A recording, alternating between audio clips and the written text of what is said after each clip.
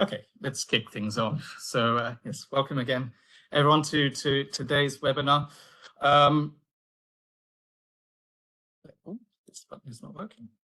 I am delighted to welcome today an esteemed member of the ecosystem here today, Nir Shalom of floLIVE. Nir, hello, and thank you for joining us. Why don't you introduce yourself quickly?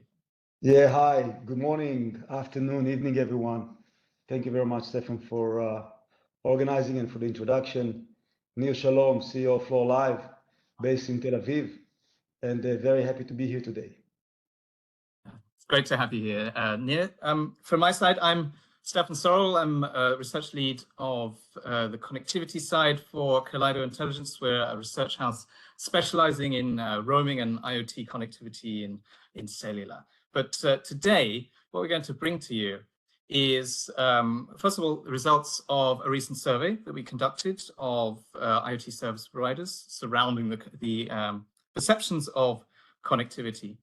So I'm going to be presenting some of those findings, and I'm going to focus on a couple of topics today. First of all, around infrastructure, visibility, and control, and of course on eSIM, roaming, and international connectivity. So the way it's going to flow is I'll be presenting a couple of slides, and then Nir will be adding his comments and having a discussion as part of that as we go through the topics as well. At this point, I'd like to point out that we have, of course, produced a detailed white paper around the survey and the survey results. Some of you may have actually already read it, and hope you enjoyed it if you did. But yeah, that's one thing to note, that we have this white paper published. Another thing to note is, of course, we want this to be an engaging webinar for you. So with that in mind, feel free to use the chat controls on the bottom right-hand corner of your screens to add in any questions that you may have surrounding the survey, what we're seeing in the ecosystem today, things like that. And we'll be happy to field those as we move through the topics. If we run out of time and there are questions that are outstanding, we will, of course, endeavor to address those offline after the webinar. So let's move forward. I mean, just to kick off quickly, the survey. Why did we do it, and how many participants took part? So 208 respondents took part from, let's say, the IoT service provider community. So that encompasses a broad area of providers who offer connectivity services, cellular connectivity services for IoT. So included within that umbrella, of course, IoT and MNOs. We did have a small number of MNOs taking part in the survey, but most players would describe themselves as IoT service providers. That means that they're either pure play or perhaps are even resellers as part of, shipping devices and so on. The majority of those survey respondents were, as per usual, as is the case for these types of surveys, in Europe and North America, but we'd have a fairly decent global mix to get a good idea of what's happening around the world. Now, the reason why we did this survey is because really the ecosystem is in a state of flux. There are new technologies emerging. We are seeing on our side of the market, especially from enterprises, that the customer is becoming more sophisticated, more aware, and more demanding. So we wanted to understand how service providers are positioned to meet these emerging challenges. And for some players, quite a difficult ecosystem to navigate in terms of profitability, meeting these bespoke requirements, and so on. Okay, so let's move to the first topic of the survey, which is surrounding infrastructure and really addressing the importance of visibility and control. So I wanted to start off here by presenting a slide here. This is from an earlier survey that Kaleido conducted during the first half of last year. So 800 different enterprises were part of this survey. And the results here segue quite nicely into what we're seeing in the latest survey that we've done in collaboration with floLIVE. So if we have a look at the top results here to the question, what are the top 5 factors that you would look for in an IoT connectivity partner's product?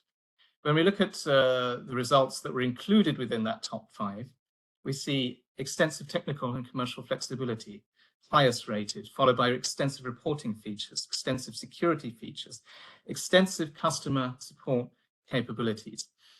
Really, those demands are surrounding things like the need to optimize connectivity. Enterprises would like transparency surrounding their services or their deployments, understanding what's happening with the device fleet. Through customer support, they want to ensure that any incidents, any anomalies, any issues with their deployment can be rapidly and seamlessly overcome without having to wait protracted times and incurring protracted costs. On the security side, they want to have a secure deployment, because if there is any interruption to availability on that connectivity deployment, that risks the whole business case for IoT. So we're seeing a number of key topics emerging there from the enterprise demand side. Now, what's interesting to look at, of course, is how the service providers themselves are addressing these particular elements. And I think it's interesting here. When we look, for example, on the left-hand side, we can see that in response to the question, do you provide your customers with full, near real-time visibility into the network? We're seeing that just under 67% of service providers who responded to this question are only partially capable of offering this kind of capability to their customers, with only just under 27% of service providers reporting that they are able to offer full visibility into the network. And what that means is real-time information as to what is happening with SIM cards on the network. Real-time information in terms of being able to detect things like cost overruns, to detect things like devices not connecting, and so on. And perhaps one of the reasons behind this is when we look at how different providers approach the market. So the chart on the right-hand side, how does your organization approach the following building blocks for a connectivity solution? So we have 41% of the survey base saying on the core network side, that is either in-house or outsourced. The remaining 59% don't have any ownership or management capability of the core network itself. So this means that they're relying on their probably their MNO partners to do everything for them, and relying on the partnerships that have been established there for any types of information that may be provided. Now, this is, of course, an important factor in terms of network visibility and control, because, of course, the core network is the brain of the whole solution and gives you that critical type of information as to what is happening with SIM cards on the network itself there. So some very interesting results there, and really highlighting that perhaps there is a gap in the market, especially as we move towards meeting those enterprise demands of increased flexibility, increased sophistication, and awareness of risk on the part of enterprises. A third question that we asked here on the subject of visibility and control was specific IoT use cases, particularly those with intermittent network access or battery conservation requirements, can cause challenges from a connectivity management perspective.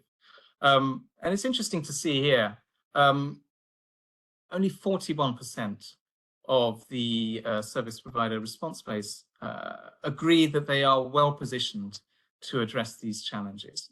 Perhaps because they don't have, on the other side of the coin, those 44% of the response base, perhaps they don't have that visibility into the network that where they would see such issues there. So some very interesting results. And I'm just going to pause there and bring Nia into the discussion. Nia, I mean, any thoughts from your side on what we're seeing here? Yeah, thank you very much. First of all, it's really interesting, and I would say the following. As the market matures and where the big enterprise customers are looking for their IoT connectivity solutions, obviously they move towards more and more control and visibility of what they do, as you just suggested before. Obviously, when you manage dozens of thousands or hundreds of thousands or millions of devices globally, you need to have automatic means for controlling these devices because it's not like managing a small amount of devices. And when you think about the systems, which of the components in the system, in the connectivity management solution, provide data, you look on two sources of data. Number one is the billing system, which gives you all the data related to the charging and costs and all these things, all the CDRs. And the second one is obviously the core network itself.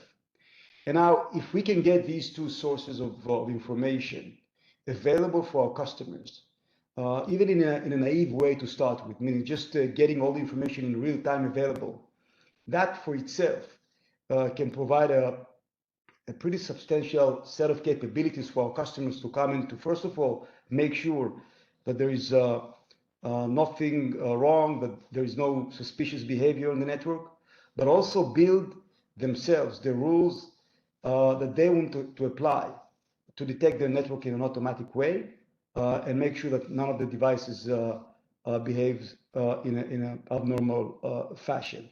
And if you look in the future as well, we talk about AI and the ability to use data to enhance the business processes. Obviously, if you can get the information in real time, that's the input that is required for using AI down the stream.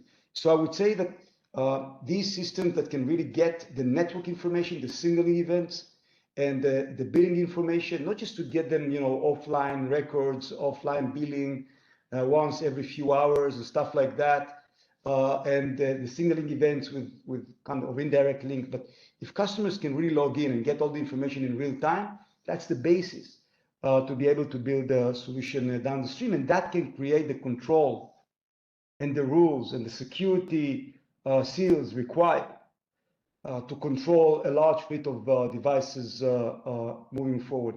And I think that this solution that will be able to provide these two sources of information will be able to provide the more than the right solution for our customers.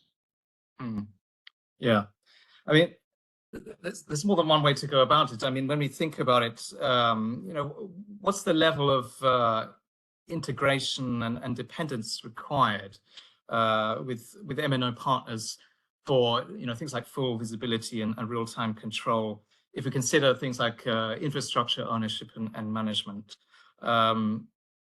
Is there is there a question of other factors at play here?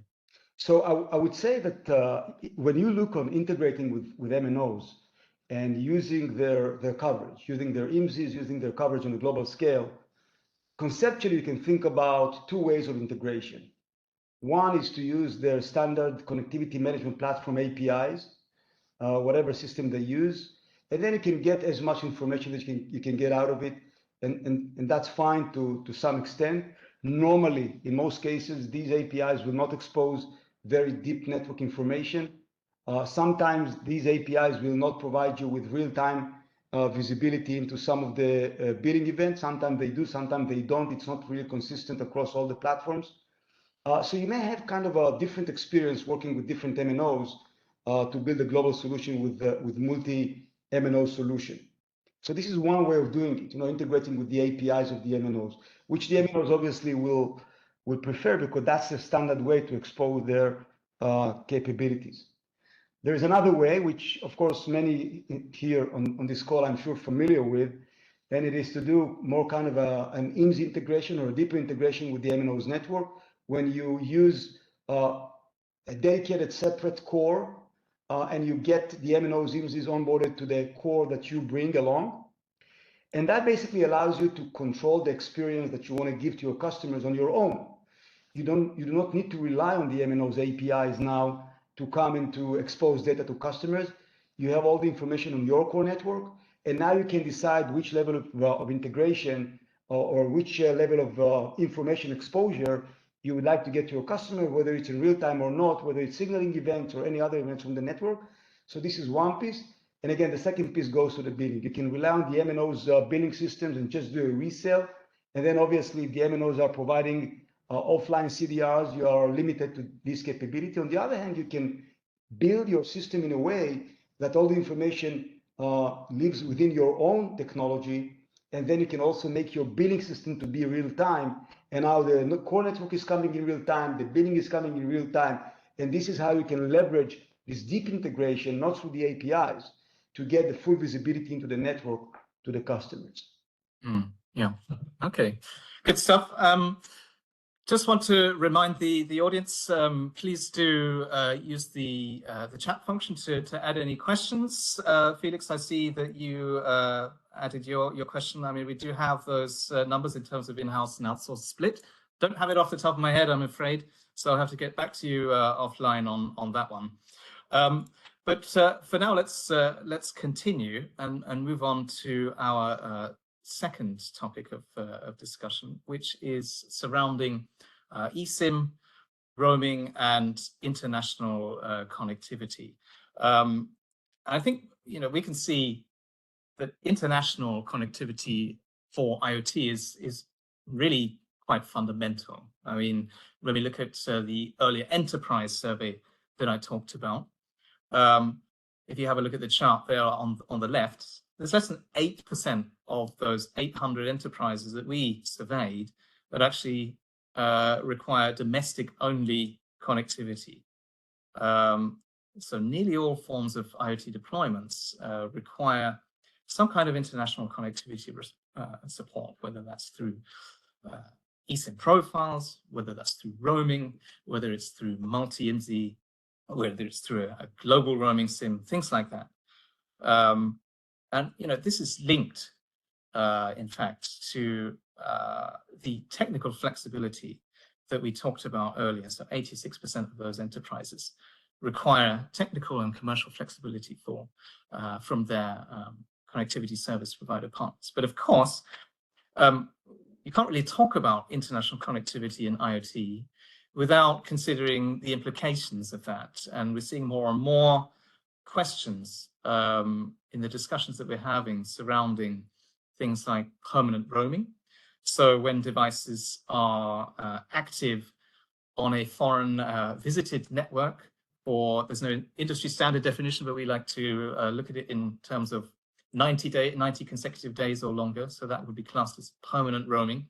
And of course, there's localization requirements in terms of data. Can any data that's being produced by these devices, does it have to be stored within country? Is it allowed to cross borders? Those kinds of regulations are highly impactful on how different service providers are able to roll out solutions for their customers. There's a number of key countries that has different restrictions. For example, Australia, their operators tend to be restrictive about how much permanent roaming they allow. Brazil, permanent roaming is actually banned by the regulator.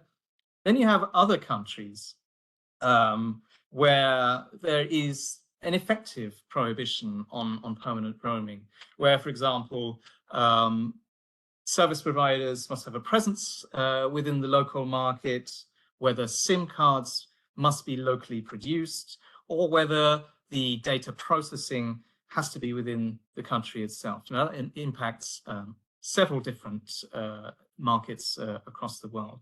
And of course, that can't necessarily be addressed through roaming alone. So let's look at roaming first of all, from a performance standpoint, because today, virtually all roaming deployments, even for IoT, are based on the home-rooted architecture. And what this means is that data must travel from the endpoint device back to the home network, and back again to the visited network. Now that naturally increases latency, and on the service provider part, there are other downsides as well, including transport costs, for example. But from a customer perspective, you're seeing increased latency at the very least there compared to what you might get from a local connection. And we can see here that actually quite a significant proportion of the response space, 49% of the respondents see that actually roaming performance is really not there where it should be for their customers. So that's an interesting marker there, and it kind of segues into the next element, is how do we address global connectivity? And the results are quite compelling here. When we look at the combined service provider response, unanimously, 65% of the response space reporting that using a multi-profile SIM, whether that's multi-IMSI, EU-ICC, or eSIM, is really the way forward. Interestingly, just over 5% only reported that a global roaming SIM was the best way to achieve global coverage. So some really quite surprising and interesting results there. But I think there's a recognition that you need that flexibility to address international connectivity. That's not just from a coverage perspective, but it's also from the ability to react to changing conditions in the market or even performance. And that's kind of what this multi-profile SIM is all about. Just moving on there, I mean, we talked a little about challenging markets. And we also asked the response space, how do they address highly regulated markets? So China, Brazil, Canada, and so on. And I've kind of highlighted the two results. A, we don't see customer demand, and B, we don't offer coverage in this country in red to kind of stand out against the other results. And it's quite significant to see a large proportion, a very significant proportion of the respondent base are actually not able to address connectivity in these particular markets, whether it's because they are not able to access local IMSIs or local eSIM profiles, whether they don't have infrastructure in place to address those markets in a way that conforms to regulations, for example.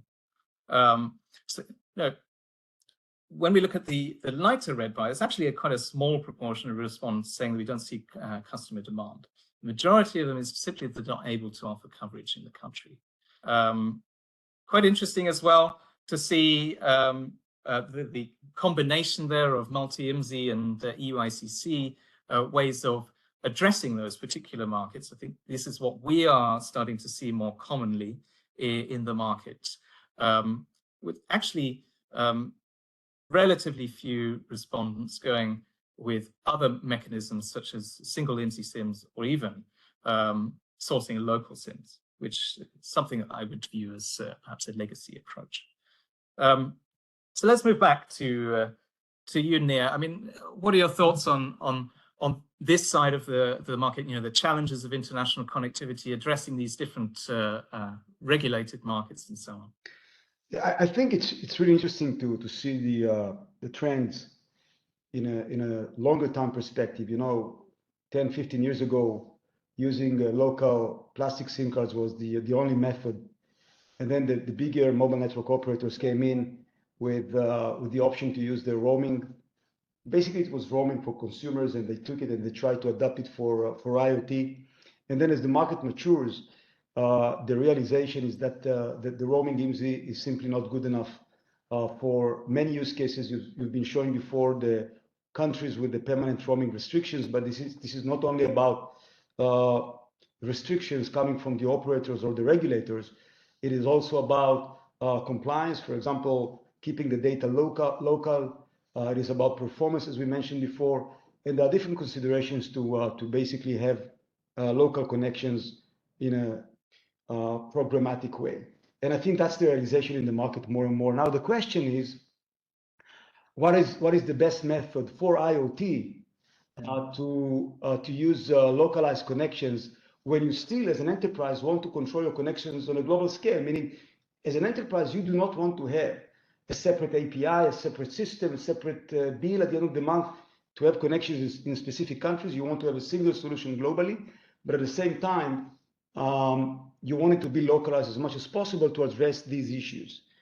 And we'll talk later on about how do you do that and still keep the benefits we spoke about before with visibility and control, because these two are somewhat contradicting.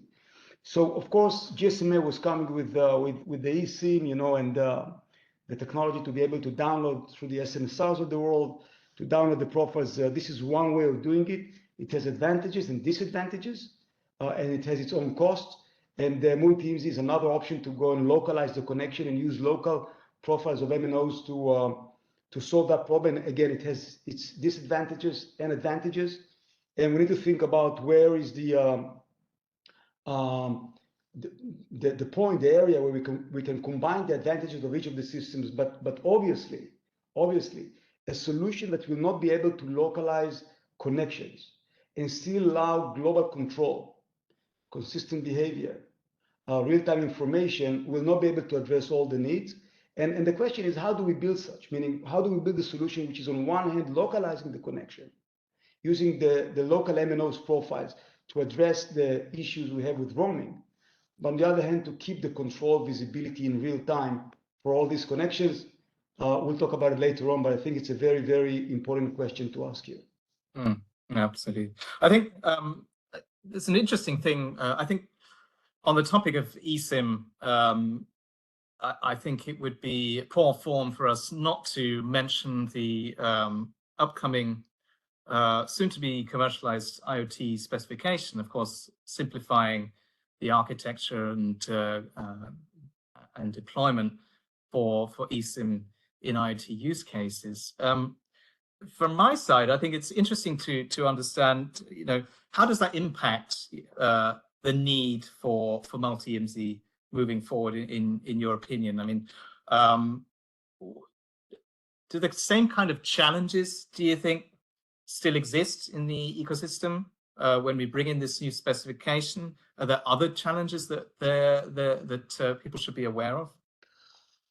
I think that, you know, we are now seeing that the new standards for eSIM are coming from GSMA, and I think that they're going to solve some of the existing eSIM challenges. If you look today on the existing methods, you know, again, using the SMSRs to push the eSIM profile over the air to devices, it solves some of the problems, but it creates some other problems. For example, the ability of the device to switch profiles autonomously or independently is very limited, even not existent with the old method, as one example.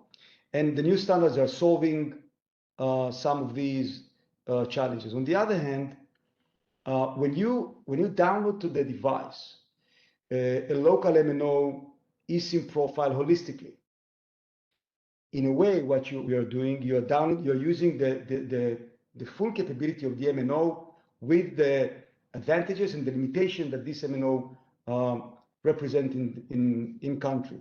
We spoke before about the ability to integrate through the APIs or directly into the network.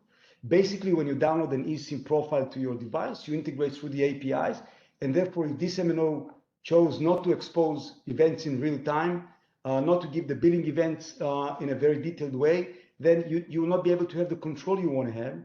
And then in different countries, you may have different profiles that behave slightly differently because the MNOs in these countries have a slightly different API or a way to engage with the network.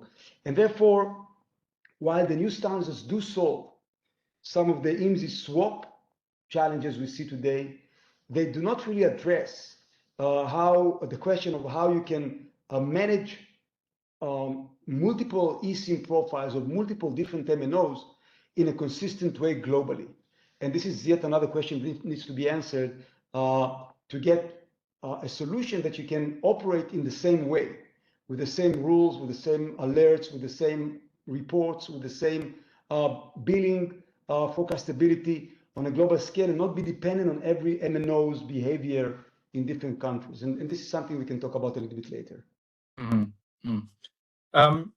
So there's a few questions come in from the audience. Perhaps let's take a couple of minutes to address one or two of those. I think the first one is from Nuha. Sorry if I've butchered your name, but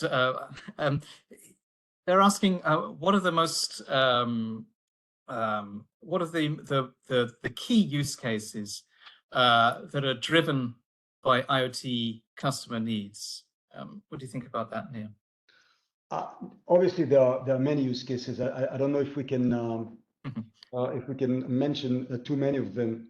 But if we take the more challenging use cases, maybe that would be a good way to look on the challenges of the market here. We see more and more devices that connect to the network for a short while during the day, like 1-2 minutes twice a day, something like that. And within this time period, we need to be able to receive the information from the device, sometimes even push information to the device. And when you look on deploying these devices on a global scale, specifically if you talk about low power wide area connections, meaning narrowband IoT, Cat-M, sometimes Cat-1, then being able to consistently connect all these devices in different parts of the world for short time period successfully, and sometimes even to be able to swap the IMSI within this short time period to localize the connection to solve the problems we spoke about before, that could be a very challenging technical exercise to overcome. And I think this is one of the examples of where the network, the core network control can really help. Why? Because you may get different error messages from the radio access that you will need to somehow manage within the core control. As an example, you may need to tune a little bit the core network behavior, let's call it, to wait for a device to send the information and not just have a regular TCP connection and stuff like that. So these edge use cases that are becoming more and more common, by the way, for tracking use cases, for metering use cases that require global low power connections for short time periods along the day, with localization of the network and pushing local IMSIs as an example, these use cases really highlight the need for a very deep control of the network, controlling the error messages, controlling the behaviors, controlling the time period during the day that you can push the information and how you do it.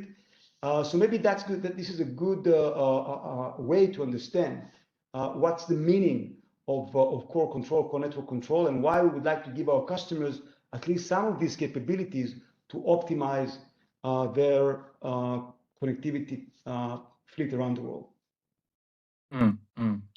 Okay.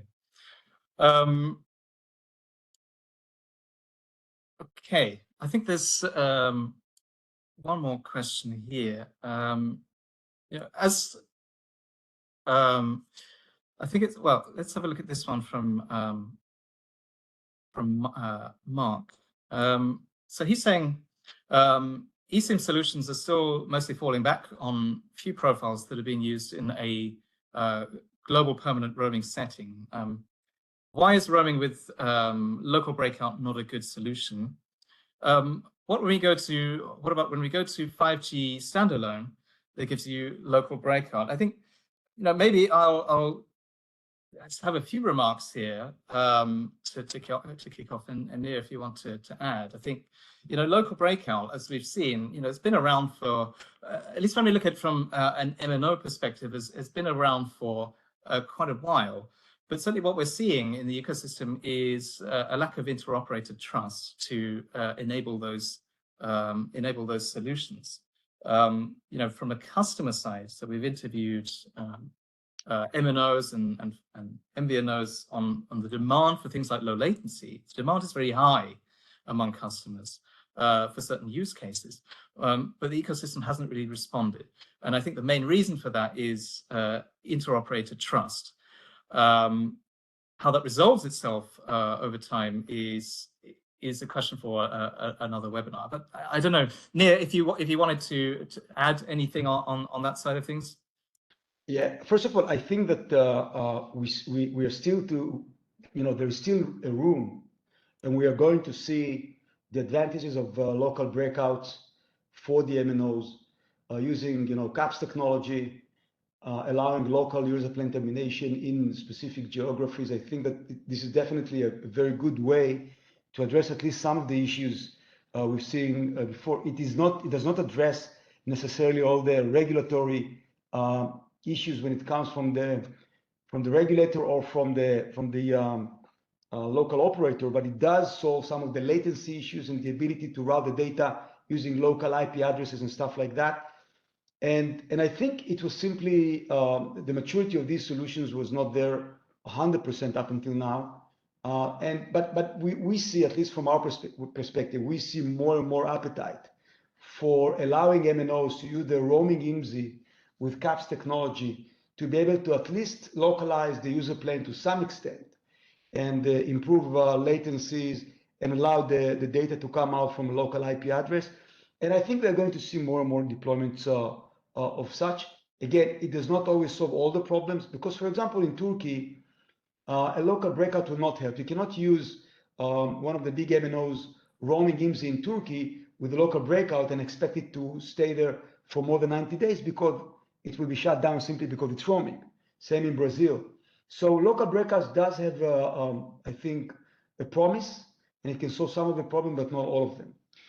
There was a mention of the 5G standalone networks as well, and this is another interesting angle that is going to give another drive, another push for the local breakout solution, because 5G SA ultimately will allow us to also get some guaranteed quality of service on the radio, not only on the core.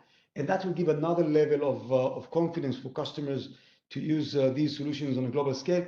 It will take some time until it comes, but when it comes, it will take the global IoT deployments to be even better than they are at this stage. There is definitely what to wait for. Yep, absolutely. I think there's a load of questions come in, which is really fantastic. We will be addressing all of those, whether it's today or whether it's offline. But I think in the interest of time, as I see that time is getting away from us a little bit, let's move on. And I think let's look ahead to see what's happening and bring some closing thoughts to today's session. And with that, I'm going to hand back over to Nir to talk a little about how things are developing and how things need to be addressed, essentially. So back over to you, Nir. Let me know when you want me to switch over to the next slide. Just for the sake of time, let's just not focus on the first couple of slides. Let's go to the third slide directly. We can. Let's stay on this one. I would like to basically stress one point, because I'm not sure that this is always very clear for customers that are making decisions about their global deployments. There is a question of eSIM, and there is as an ability, or EUICC as the ability to localize networks, and the ability for multi-IMSI. And the question is, are these the same? Do they provide the same set of benefits for the global deployments? And to some extent, these two are conflicting. Let me try to explain why. We spoke before about the need for visibility, control, and consistency. In a nutshell, we said before that enterprise customers would like to have more control and more visibility on their global deployments, to put rules and alerts, see the information in real time, control their bills on a global scale, be able to troubleshoot and go deeper into the network. And we explained before that the mean of doing it is basically to get in real time the network information and the billing information as two sources of information, combine them together and handing them over to the customers in a very easy way. But you can only do it if you have a full control of your core network. Why? Because if you rely on the MNOs core network, the MNOs will not necessarily expose all the information to you at all. And if they expose most of the information, it will not necessarily be available in real time, talking about troubleshooting, signaling events, network events, billing information, etc. So if you use the EUICC with the MNOs profile, basically you are limited, your deployment is limited to the set of capabilities exposed by the MNOs and the nature of how real time it is in terms of providing it. And this is, in a way, contradicts with the need for full visibility and control for audio deployment. This is number one. Number two, when you download an MNO eSIM profile, obviously one MNO eSIM profile can be different from the other MNO eSIM profile in another country, and then your ability to apply global consistent behaviors, rules, alerts is becoming a little bit more cumbersome, a little bit more limited. Another issue with the eSIM, the pure eSIM solution, at least with the existing version of the eSIM solution, is the fact that the ability to allow the SIMs to autonomously swap between eSIM profiles is not really there. You need to push another profile. So if your existing profile has only 95% coverage in one country, what do you do with the rest of the country? So these limitations come with the eSIM solution. Some of it will be solved in the new standards, but some of it will still remain with the new standards, and you do not always get the full visibility, control, and consistent behavior you want to have when you have a global deployment for IoT. And if you go to the next slide, basically, we are looking on trying to get the best of both worlds. Meaning, I think the main challenge we are looking at here is how we, on one hand, localize the network to the maximum extent and still have it as a global solution, meaning a single API, a single portal, a single bill, and all these things, but still localized connections on one hand, which eSIM could have been a good solution for that. But on the other hand, do not lose the benefits of real-time visibility, full control of the network, consistency across different networks and different use cases around the world, and all that. Our approach to that is that we need to have our own mobile core networks deployed in as many geographies, as many locations around the world, using the MNOs, radio access, basically getting the IMSIs from the MNOs, but having these IMSIs managed on core networks that are distributed all around the world.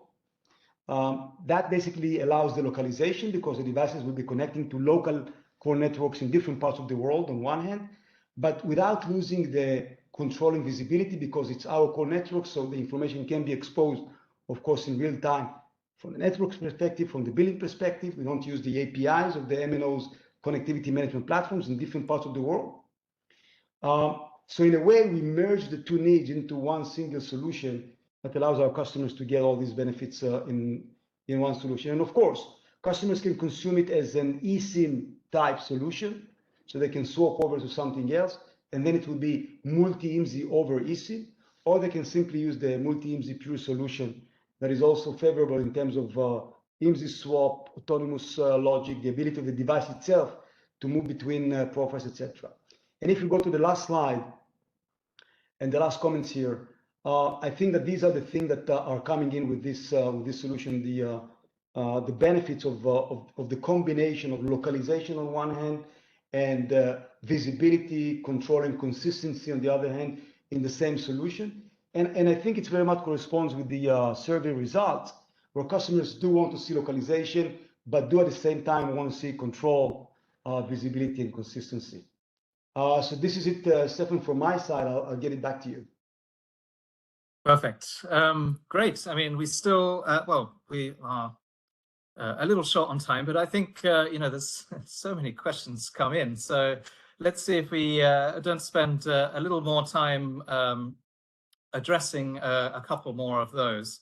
I mean, there's one that's come in from Marcus. He says, I see the demand for private 5G in-house distributed O-RAN, for example, a factory or a hospital, but is in need of public 5G as well. It seems that tier 1 MNOs, they don't want to deliver it, but it's a use case in order to scale. What are your thoughts on this? First of all, I completely agree that there is a growing demand for private 5G standalone networks. The realization that there are use cases that Wi-Fi, even Wi-Fi 6, is not good enough, is there. by the way, I think that it is not like every use case requires private 5G solutions. We need to be modest, and we need to realize that there are some other good solutions beyond cellular, but there are more and more use cases where private 5G networks are required. And yes, indeed, when one of the main drivers for a cellular network, private 5G network over Wi-Fi, for example, is the resiliency of the network. Because cellular technology was built with much more resiliency in it than for example, Wi-Fi. And therefore, the expectation that the public network could be kind of a failover option for the private deployment is a very fair expectation. And that's the way we should be looking at it. Now, the question of whether the MNOs will have public 5G available globally, it happens, but it happens slowly simply because I don't think that public 5G for the consumers market is showing a tremendous advantage over LTE. Eventually, we all do what we do with our phones, and LTE is good enough for the vast majority of what we do with it. But I think that if we look on the specific needs, private 5G standalone with fallback even to LTE, as long as the fallback is smooth and secure, can be a very good combination. And I'm not sure that we necessarily need to wait for the public 5G networks to be fully deployed to get the full benefits from the private 5G as well. Mm-hmm. Okay.